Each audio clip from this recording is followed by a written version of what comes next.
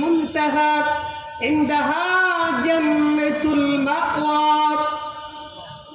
আল্লাহ পাক বলে, হে পৃথিবীর মানুষরা, আমি আল্লাহ 7টি আকাশ বানাইছি, 7টি আকাশের উপরে একটি বর্ডার তৈরি করছি, তার নাম হলো সিদরাতুল মুনতাহা। সিদরাতুল মুনতাহাটা কোথায়?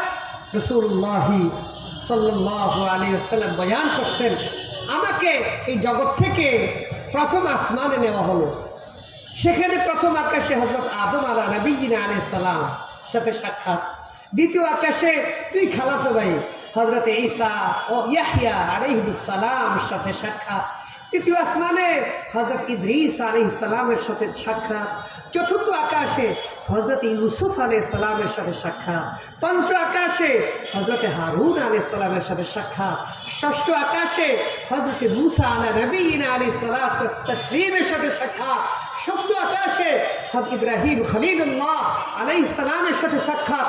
তার উপরে আমাকে নিয়ে গেল, সেই বর্ডারের নাম হলো সিদরাতুল মুনতাহা। অর্থ কি? পয়গম্বর বলেন, সিদরা অর্থ একটি বড় গাছ, মুনতাহা মানে শেষ প্রান্ত, যে প্রান্তকে অতিক্রম করার, যে প্রান্ত ভেদ করে আর উপরে উঠার কোনো ক্ষমতা ফেরেশতাদের। জিবরিল আলাইহিস সালাতু ওয়াস সালাম তার বরকটাকে এই গাছের নিচে বেঁধে রাখেন সবসময়, তার শেষ সীমানা সিদরাতুল মুনতাহা। পয়গম্বর বলেন, আমি গিয়ে দেখলাম সেই গাছের পাতাগুলো হাতির কানের মতো, আর ওই গাছের ফলগুলো বড়ইগুলো হলো আমাদের এই হিজর এলাকা। রাসূল বলেন, আমাদের মানে বাংলাদেশ না, নবীজির আরব দেশের হিজর হলো ইয়ামামা এলাকা, একটা খুব অত্যাধুনিক কারুকার্যকর কিছু শিল্পী ছিল, শিল্প কারখানা ছিল, তারা বড় বড় পাথর খোদাই করে করে মটকা তৈরি করত। কি তৈরি করত? এখনকার লোক তো মটকাও চিনত না, এই বস্তা খাইয়ে অভ্যাস। এখনকার মানুষ সব কি বস্তা খাইয়ে অভ্যাস। আপনি চিনবেন, আপনি তো এই জমানার না। মটকা 5 মণ, 8 মণ, 10 মণ চাউল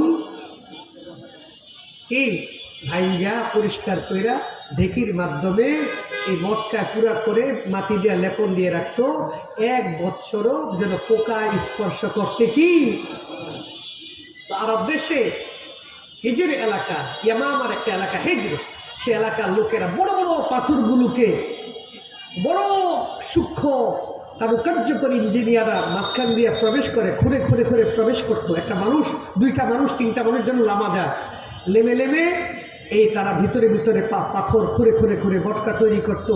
এক একটা মটকার মধ্যে 100 মণ, 200 মণ, এমনকি 500 মণ মদ তৈরি করতো। তাদের একটা অনুষ্ঠান, আজকে 10,000 লোকের অনুষ্ঠান, এই অনুষ্ঠানে আজকে মদ পান করানো হবে। সবচেয়ে দামি কিশমিশ, আঙ্গুর, সবচেয়ে দামি জাতীয় ফলগুলো ওই 50 মণ, 60 মণ এই মটকার মধ্যে ভিজাইতো। এখন বললেন তো মটকাটা কত বড়? ওই কথাটা লক্ষ্য করে বলেন রাসূল সাল্লাল্লাহু আলাইহি ওয়াসাল্লাম বলেন, তো আমাদের এলাকার যে হিজর এলাকার যে মটকা আছে, ওই গাছের ফলগুলো হলো সেই হিজরের মটকার মতো। হলো সুবহানাল্লাহ। ওটা হলো শেষ বর্ডার, এই মানে নিম্ন জগতের শেষ বর্ডার হলো সিদরাতুল মুনতাহা। তার উপরে কি আল্লাহ বয়ান করছেন, ইনদা সিদরাতিল মুনতাহা ইনদাহা জান্নাতুল মাওয়া। সিদরাতুল মুনতাহার উপরে প্রথম হলো জান্নাতুল মাওয়া, তারপরে জান্নাতুল নাঈম, তারপরে জান্নাতুল আলিয়া, তার উপরে জান্নাতুল খুলদি, তার উপরে দারুস সালাম, তার উপরে দারুল করার, তার উপরে জান্নাতুল আদন, তার উপরে জান্নাতুল ফিরদাউস, তার ছাদের উপরে আল্লাহ আরশে আজিম। বলে সুবহানাল্লাহ। আজকে আবার একটা কথা শুনুন, পৃথিবীতে মানুষের পরিচয় মানুষ দেয়, ভাই আপনার বাড়িটা কোথায় জানি? ও আর ছিলেন না, ওই যে ইমাম সাহেব আসলে ইমাম সাহেবের বাড়ির পাশের বাড়িটাই তো আমার। আপনার দেশটা কোথায়? ও আরে ছিলেন না, নেপালের পাশেই তো আমাদের ভুটান, আমাদের দেশটা। পৃথিবীতে বাড়ি হোক, দেশ হোক, এক বাড়ির পাশে আরেকজনের বাড়ি হয়, একজনের দেশের পাশে আরেকটা দেশ হয়। জান্নাতে কিন্তু তা না। ভাই আপনি বাড়িটা কোথায়? আমার তো জান্নাতুল নাঈমের মধ্যে। ও বুঝা গেল আপনি কত স্তরে আছেন। ভাই আপনার বাড়িটা কোথায়? আমার তো আলহামদুলিল্লাহ দারুস সালামের মধ্যে বাড়ি। ওহ, তো বোঝা যাবে আপনার জান্নাতটা কত স্তরে। ভাই আপনার বাড়িটা কোথায়? আমি তো জান্নাতে আদনের মধ্যে আছি। ওহো, আপনি কোথায় আছেন? ভাই আপনার বাড়িটা কোথায়? আমি তো জান্নাতুল ফেরদাউস। বুঝতে পারবে কার মান কোন স্তরের। বাড়ির নাম বলার সাথে সাথে যখন বলবে জান্নাতুল ফেরদাউস, ও আল্লাহ, এটা সচিব।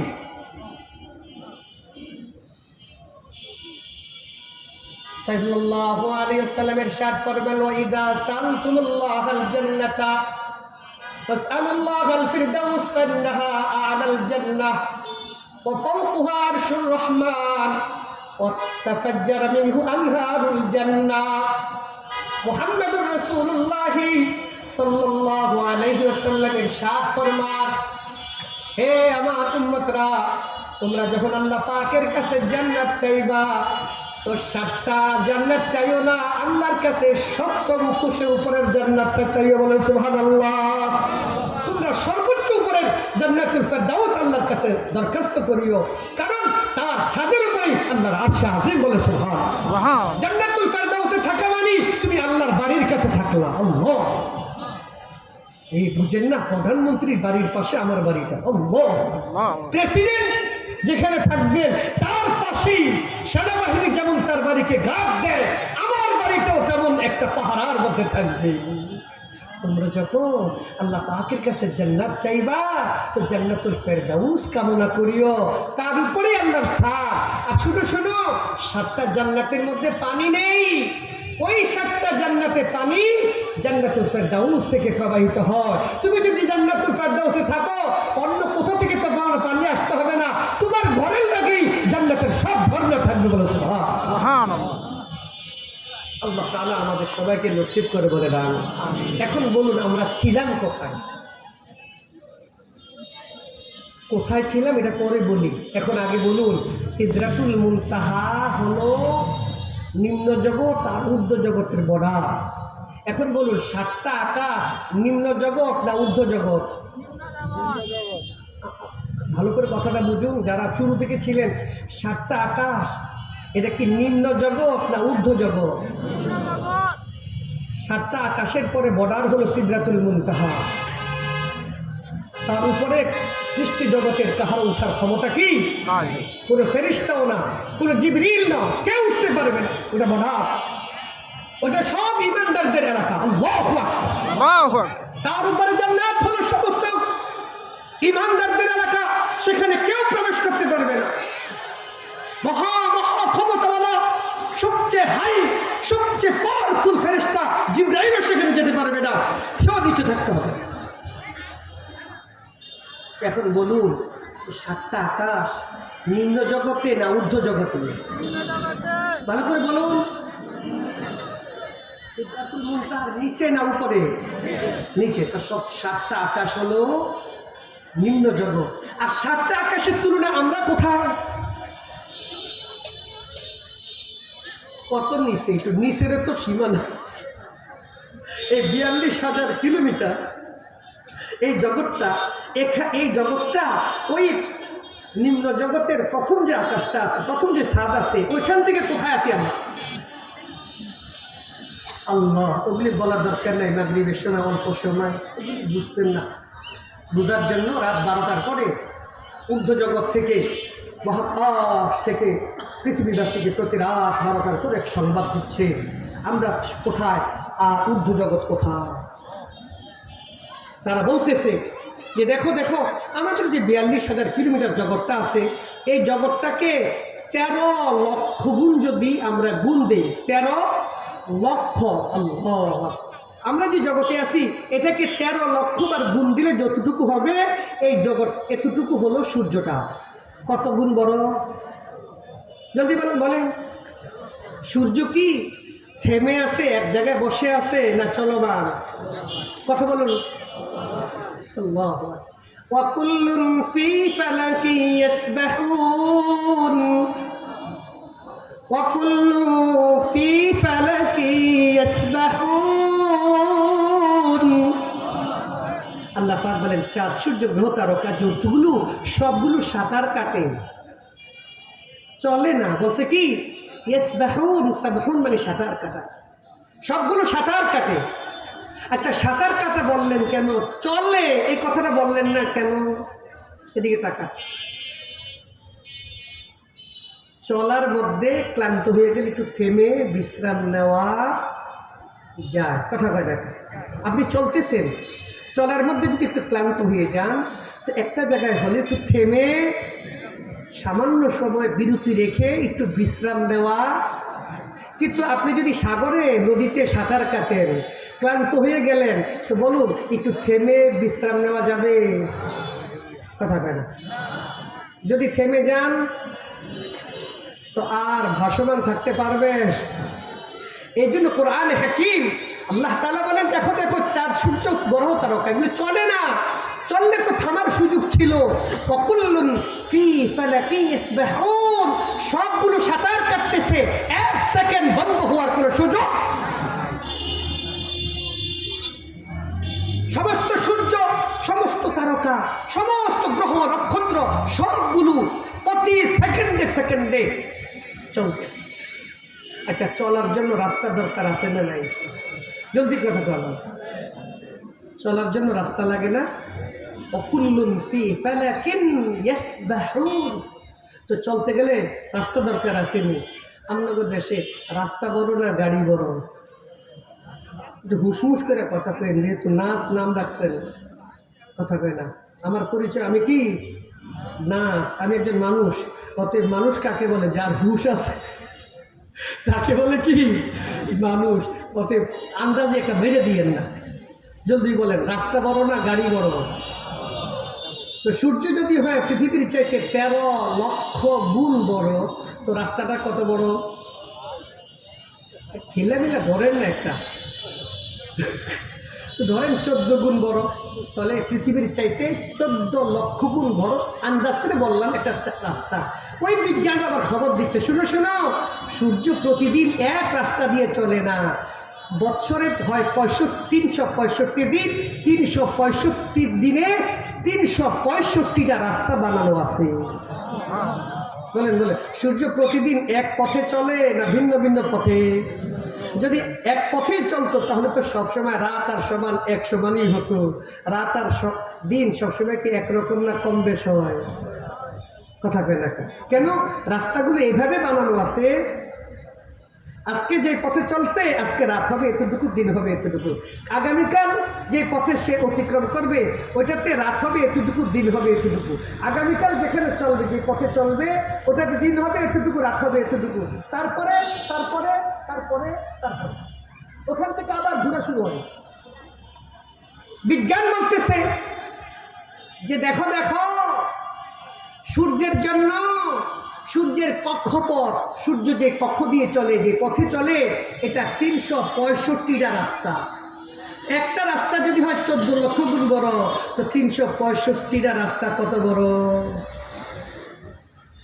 আরে কথা কয় না, এই ছোট ছোট বাংলাদেশের মতো না। পৃথিবীটা হলো 42,000 বর্গ কিলোমিটার, মাইল না। কত হাজার?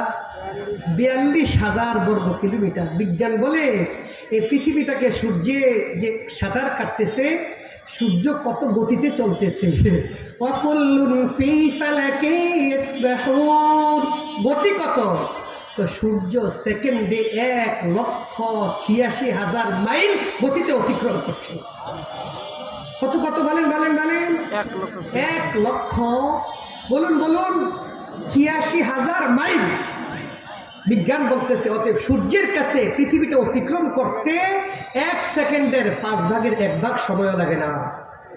পৃথিবীটা মাত্র 42,000 কিলোমিটার। এটা সূর্য সেকেন্ডে সেকেন্ডে সূর্য ঘুরে, সূর্য চলে 1,86,000 মাইল গতিতে সূর্য চলতেছে।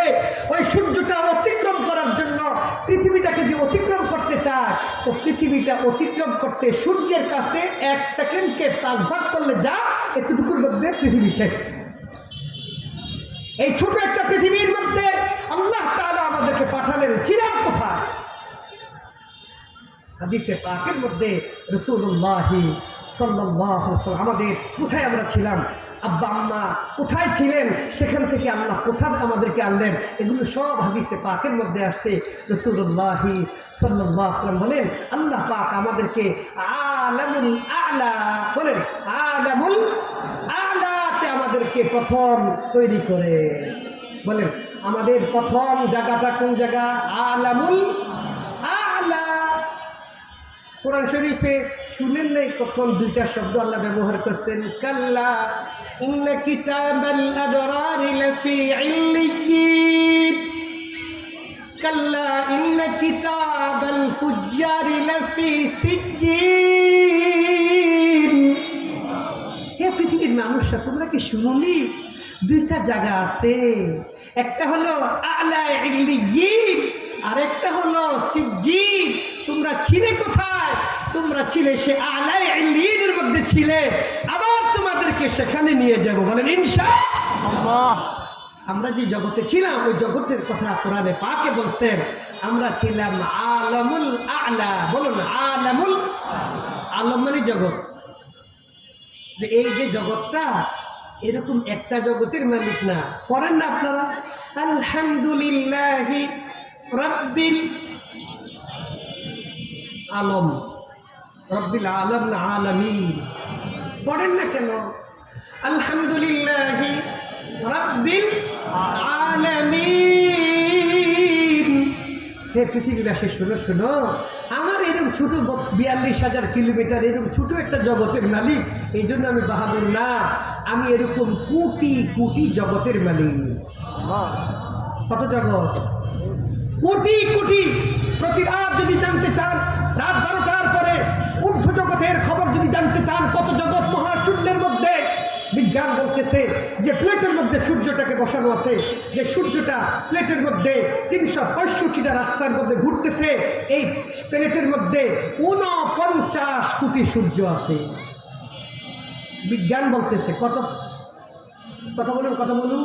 49 কোটি। কত কোটি? 49 কোটি সূর্য। তাদের কথাটা এক হাদিসে পাকের সাথে মিশে যায়, মিলে যায়। হাদিসে পাকের মধ্যে জনাব মুহাম্মদুর রাসূলুল্লাহ সাল্লাল্লাহু আলাইহি ওয়াসাল্লাম ইরশাদ করেছেন, একটা মানুষ যদি তার ঘরে একবার সুবহানাল্লাহ পড়ে, আর একটা মানুষ যদি আল্লাহ রাস্তায় বের হয়ে সুবহানাল্লাহ পড়ে, দুইজনের সুবহানাল্লাহর ডিফারেন্স, দুইজনের সুবহানাল্লাহর পার্থক্য হলো, যিনি গড়ে একবার সুবহানাল্লাহ বলেন, ওই সুবহানাল্লাহকে 49 কোটি গুণ দিলে যা হবে, আল্লাহ রাস্তার একবার সুবহানাল্লাহ তার পরিমাণ হয়ে যাবে। এখন বলুন, আমরা কি ঘরে আছি না আল্লাহ রাস্তায় আছি? জলদি বলুন, জলদি বলুন। এখন কার রাস্তায়? আল্লাহ রাস্তায়। এখানে একবার সুবহানাল্লাহ ঘরে বসে 49 কোটি সুবহানাল্লাহ সমান। আলহামদুলিল্লাহ। এই হাদিসের সাথে তাদের কথাটা মিশে যায়। তারা বলে পৃথিবীটা আলোকদান করার জন্য যে সূর্যটা আছে, ওইখানে আরো 49 কোটি সূর্য। আল্লাহ। এখন পৃথিবী থেকে আবার তাদের কাছে সংবাদ পাঠায় যে 49 কোটি সূর্য আছে, তা আমরা তো দেখিনি, আমরা শুধু একটা দেখছি, বাকিগুলো দেখি না কেন? পৃথিবীর নাসা থেকে ঊর্ধ্ব জগতে খবর পাঠায়, কেন দেখতে পাচ্ছি না? তো নাসা থেকে আবার খবর আসছে, দেখছি না কেন? কারণ হলো যে প্লেটের মধ্যে সূর্যটা বসা আছে, এই সূর্য থেকে তার পাশে আরেকটা যে সূর্য আছে, ওইখানে যেতে সূর্যের লাগবে 24,000 আলোক বৎসর। এই সূর্যটা 24,000 আলোক বৎসর চলতে চলতে যেখানে যাবে, ওইটা হলো দ্বিতীয় সূর্যের এলাকা। সূর্য সেকেন্ডে চলে কতটুকু জানি? 1,86,000 মাইল সেকেন্ড। তাহলে মিনিটে চলে সূর্য কতটুকু? মিনিটে এতটুকু চললে ঘন্টায় চলে কতটুকু? ঘন্টায় এতটুকু চললে একদিনে কতটুকু? একদিনে এতটুকু হলে এক মাসে কতটুকু? এক মাসে এতটুকু হলে এক বছরে কতটুকু? এক বছরে এতটুকু হলে 100 বছরে কতটুকু? 100 বছর সেকেন্ডে 1,86,000 মাইল। সূর্যটা চলতে চলতে 100 বছর যেখানে গিয়ে পুষবে, এটা হলো 1 আলোক বৎসর। এরকম 24,000 আলোক বৎসর যদি সূর্য চলে, সেকেন্ডে 1,86,000 মাইল গতি চলতে চলতে 24,000 আলোক বৎসরে সূর্য যেখানে গিয়ে পুষবে, ওটা হলো হলো দ্বিতীয় সূর্যের এলাকা। অতএব আপনাদের কাছে আমার কথা, বিজ্ঞান এতটুকু বলার পরে ক্ষান্ত হয় না, কয় শুনো শুনো, এই প্লেটের মধ্যে যে 49 কোটি সূর্য আছে, শুধু একটা প্লেট না, এরকম আরো কোটি কোটি সূর্য মহাশূন্যের মধ্যে আছে। প্রত্যেকটা প্লেটের মধ্যে আরো 49 কোটি সূর্য বসানো আছে। চিৎকার করে বলেন আল্লাহু আকবার, আল্লাহু আকবার। আমার কথা হলো, প্রথম আকাশটা, প্রথম চাঁদ যেখানে, সেই চাঁদের থেকে আমরা কোথায় আছি? আজকে 6 বছর হয়েছে ঊর্ধ্বযান পাঠারে ঊর্ধ্ব জগৎ অনুসন্ধানকারী মেশিনটা চলতেছে, ঊর্ধ্ব জগতের দিকে চলতেছে। পুরা পৃথিবীটা ঊর্ধ্বযানের কাছে ঘুরতে, পুরা পৃথিবীটা 42,000 কিলোমিটার পার হইতে তার কাছে লাগে 13 মিনিট। জঙ্গি বিমান পার হইতে পুরো পৃথিবীটা লাগে 25 ঘন্টা। যাত্রীবাহী বিমান যেটা দিয়ে মানুষ চলাচল করে, ওই বিমানটা পৃথিবীটাকে পুরা রাউন্ড দিতে লাগে 36 ঘন্টা। কয় ঘন্টা? ঢাকা থেকে বিমান ছাড়বে, আমেরিকা হয়ে জাপান দিয়ে আসা, আবার ঢাকাতে নামবে, কোথাও থামবে না, 36 ঘন্টা। আর একটা জঙ্গি বিমান ঢাকা থেকে ছাড়বে, পুরা আমেরিকা হয়ে জাপান ঘুরে আবার এসে নামবে 25 ঘন্টা। আর যদি রকেট ছাড়ে তো পুরা রকেটের কাছে পুরা 42,000 কিলোমিটার পার হইতে মাত্র 13 মিনিট। ওই ঊর্ধ্ব জগতের যে পুরা পৃথিবীটাকে অতিক্রম করে 13 মিনিটে, ওই রকেটটায় 6 বছর হয়েছে চলতে আছে ঊর্ধ্ব জগতের দিকে। ঊর্ধ্ব জগতে চলতে আছে, চলতেছে চলতেছে চলতেছে, খবর পাঠাইতেছে কোথায় আকাশ, এক আল্লাহ ছাড়া কেউ জানে না। এখন বলুন আমরা আছি কোথায়? সেই প্রথম ছাদের থেকে আমরা কোথায় আছি? এখানে কে পাঠালেন? 3টা প্রশ্ন। এখানে পাঠালেন কে? কেন পাঠালেন? নিবেন কোথায়? আল্লাহ তাআলা পুরা কোরআনের সার এই সূরাতুন নাসের মধ্যে বয়ান করে সমাপ্ত করেন, কুল আউযু বিরাব্বিন নাস মালিকিন নাস ইলাহিন নাস। আল্লাহ পাক বলেন, বান্দা তোমার প্রথম প্রশ্ন ছিল আমাকে এখানে কে আনছেন, 2 নাম্বার প্রশ্ন ছিল কেন আনছেন, 3 নাম্বার প্রশ্ন হলো তোমাকে নিয়ে যাবেন কোথায়। আমি আল্লাহ তোমার 3টা প্রশ্ন দেওয়ার জন্য 1,32,000 বাক্য দিয়ে আমি আমার খুতবাটাকে লিখছি। খুতবার শেষ ফলাফল হলো 3টা কথার উত্তর দিয়ে দিলাম। তোমার অস্তিত্বই ছিল না, তোমার অস্তিত্ব দাতা হলাম রব্বুল নাস, আমি আল্লাহ। বলেন আমাদের অস্তিত্বকে দান করছে। রবের 3টা অর্থ। এর একটা অর্থ হলো অস্তিত্বহীন থেকে অস্তিত্বে আরোহণ করা। উদাহরণস্বরূপ বুঝেন না, এই ধরুন এটা কি ফ্রিজ, এখানে ছিল না, এখানে ছিল এতক্ষণ, বলে এখানে ছিল, এখান থেকে এখানে আনছে যিনি, তাকে আরবিতে বলে রব। এবং তুমি কোনো পৃথিবীতে ছিলে না, তোমাকে অস্তিত্বহীন থেকে অস্তিত্বে যিনি আনছেন তিনি হলেন তোমার রব। চিৎকার করে বলেন আমার এই ছোট একটা জগতের মধ্যে আমাকে এখানে যিনি আনছেন তিনি আমার কি হয়? রব। কুল আউযু বিরাব্বিন আলামিন। শুনো শুনো, এখানে তোমাকে তোমার আব্বা আনেননি, তোমার আম্মা আনেনি, খাজা বাবা আনছে না। কথা বলে না, আমাকে এখানে কে আনছে? চিৎকার করে বলেন আল্লাহ আমার রব। রবের হাতেই সব, রবের হাতেই সব। আবার বলেন আল্লাহ আমার রব, রবি করেন সব। বলুন সব কার হাতে? জুড়ে বলেন সব কে করেন? আমার অস্তিত্ব কে আনছে?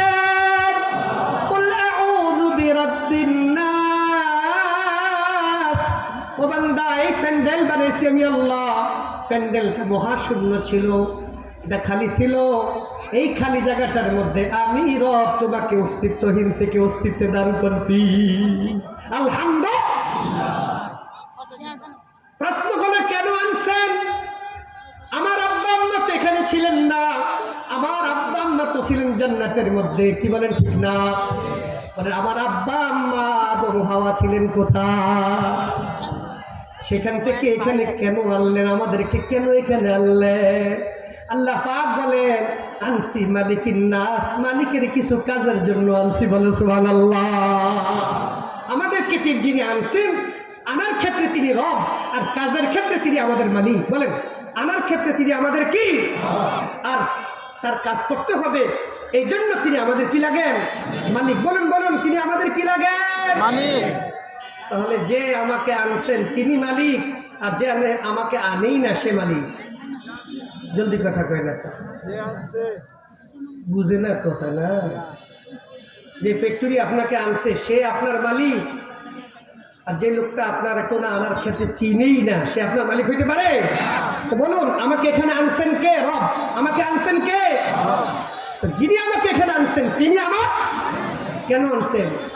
মালিকের কাজের জন্য। বলেন না, মালিকের কি কাজের জন্য। আল্লাহ আমাদের সবাইকে কবুল করবে। মালিক জলেম না, যিনি আমাকে এখানে আনছেন তিনি তার পরিচয় দিতে গিয়ে কি যে বলছেন, আল্লাহ কি বলছেন জানেন?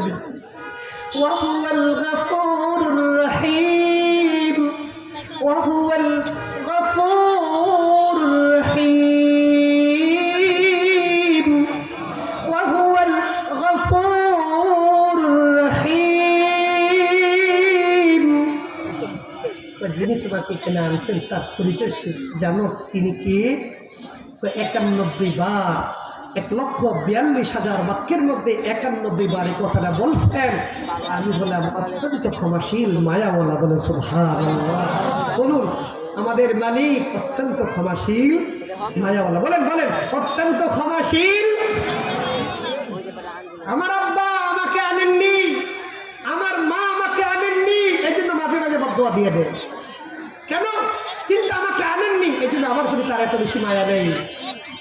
কিন্তু আমার মালিক তিনি এখানে আমাকে আনছে, এই জন্য 91 বার ঘোষণা দিচ্ছে, দেখো তোমার আব্বা তোমার মা তোমাকে বদদুয়া দিতে পারে, আমি কখনো বদদুয়া দেই না। আমি বললাম ওহুয়াল গফুরুর রহিম, যত অপরাধ করো আমি সব অপরাধ ক্ষমাকারী আল্লাহ। আমাদের সব অপরাধ ক্ষমা করবেন কে? বুখারী শরীফের মধ্যে কষ্ট হয় কথা বুঝতে, বুঝতে কষ্ট হয়, বুঝা যায়।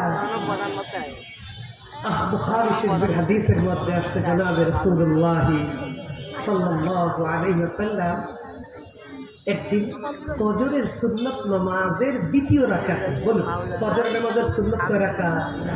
2 রাকাত না? 2 রাকাতের দ্বিতীয় রাকাতের দ্বিতীয় সিজদা। বলেন, ফজর নামাজের সুন্নতের দ্বিতীয় রাকাতের দ্বিতীয় সিজদায়, মানে শেষ সিজদায় যখন গেলেন, যাওয়ার সাথে সাথে আল্লাহ তাআলা নবীজির কাঁধের উপরে হাত রাখলেন। বলে সুবহানাল্লাহ। কোথায় হাত রাখছেন? হাতটা রাখছেন কোথায়? বুকে না কাঁধে? বলুন বলুন, আবার বলুন, মাথায় না কাঁধে? কাঁধে। এই যে কাঁধ, আল্লাহ তাআলা সিজদার মধ্যে নবীজির কাঁধের মধ্যে হাত রাখলেন। আল্লাহু আকবার। আল্লাহর পয়গম্বর বলেন, আল্লাহ কাবুল হাকিমিন যখন আমার কাঁধের মধ্যে হাত রাখলে, আল্লাহর হাতের স্নিগ্ধতায় আমার পুরা কলিজাটা ঠান্ডা হয়ে গেছে। আমার সবচেয়ে বড় মালিক, আমার মালিক যখন আমার এখানে হাত রাখলে, আমি একটু ওই দিন লম্বা নামাজ পড়ছিলাম। আম্মা জান বলেন ওই দিন রাসূলুল্লাহ সাল্লাল্লাহু আলাইহি ওয়াসাল্লাম 6 পারা তেলাওয়াত করছিলেন। কত পারা? 6 পারা।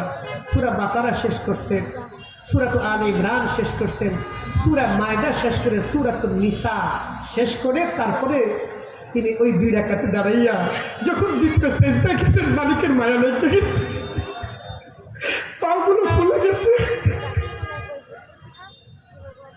এখানে হাত রেখে বললেন, তাহা মা আনসালনা আলাইকাল কুরআন লিতাশকা। আপনি এত কষ্ট করছেন কেন? আমি কি জালেম মালিক? আমি কি জালেম যে এত দীর্ঘ সময় আপনাকে কাজ করাবো? না, ওয়ামা আনা বিযাল্লামিল লিল আবিদ।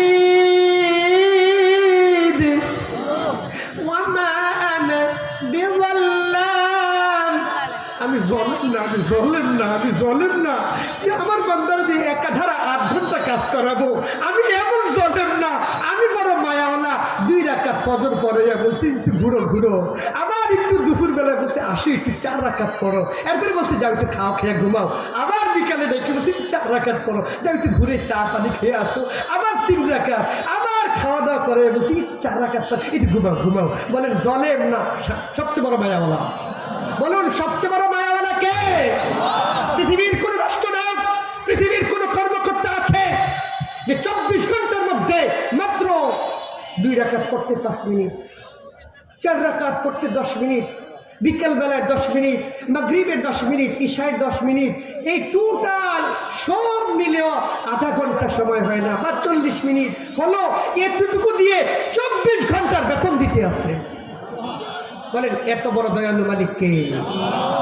ওই মালিক যখন 6 পারা তেলাওয়াত করলেন, পাগুলো ফুলে গেছে, তখন তার মায়া লাগছে, তখন গিয়ে তিনি কাঁধের মধ্যে হাত দিতে বাধ্য হয়েছেন। বলে সুবহানাল্লাহ। এখানে হাত দিয়েছেন কাঁধে দিয়ে, কি কইছে? এত কষ্ট করছেন কেন? মা আনজালনা আলাইকাল কুরআনা লিতাশকা, এত কষ্টের জন্য তো আমি আপনাকে এই বোঝা দেইনি। বলেন সুবহানাল্লাহ। বলুন আমার মালিক দয়ালু না কি জালেম? জলদি বলেন, দয়ালু না জালেম? সবচেয়ে বড় দয়ালু কে? এরপরে একটা শুনুন শুনুন, এই দীর্ঘ সময় যে কষ্ট করলেন, এই কষ্টের পরিবর্তে আমি আমার 2টা শব্দ দিয়ে একটা দোয়া দিব। যদি দোয়াটা আপনার উম্মতকে শিখিয়ে দেয়, সারা রাত আর কষ্ট করতেই বলে একবারে সব পেয়ে যাইব। আল্লাহ নিজেই সেজদার মধ্যে শেখানো শুরু করলেন 2 শব্দ দিয়া, ওহুয়াল গফুরুর রহিম দিয়া একটা দোয়া বানিয়ে দিলেন। اللهم إني ظلمت نفسي ظلما كثيرا ولا يغفر الذنوب إلا أنت فاغفر لي مغفرة من عندك وارحمني إنك أنت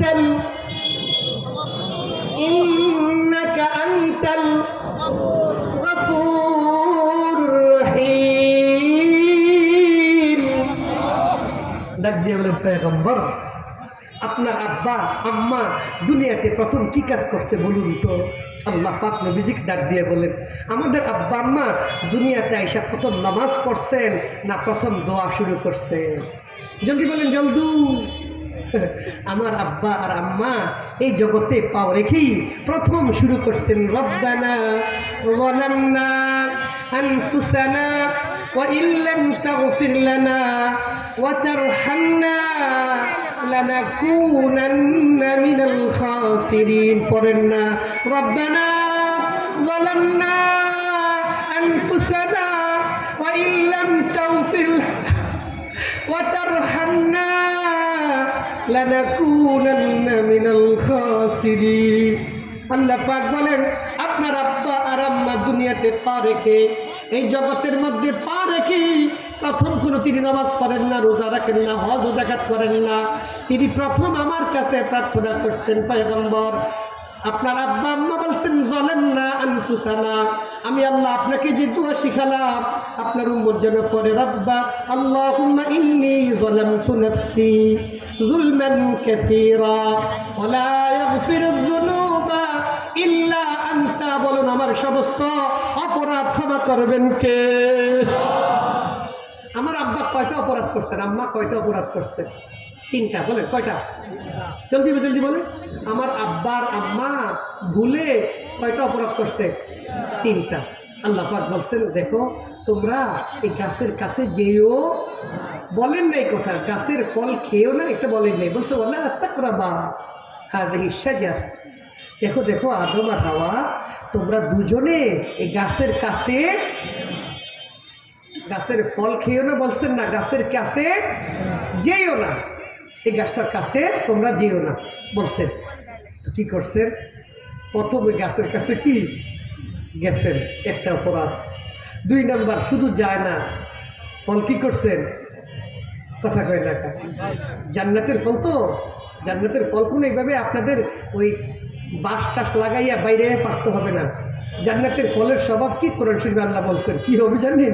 ওয়াজানাল জান্নাতাইনি দান, ওয়াজানাল জান্নাতাইনি দান মুত্তাকিনা আলা ফুরুশিন বাতাইনুহা মিন ইস্তাবরাক ওয়াজানাল জান্নাতাইনি দান। আল্লাহ পাক হে পৃথিবীর মানুষরা শোনো, জান্নাতীরা তাদের বিছনার মধ্যে শোয়া থাকবে বিবিরে নিয়া।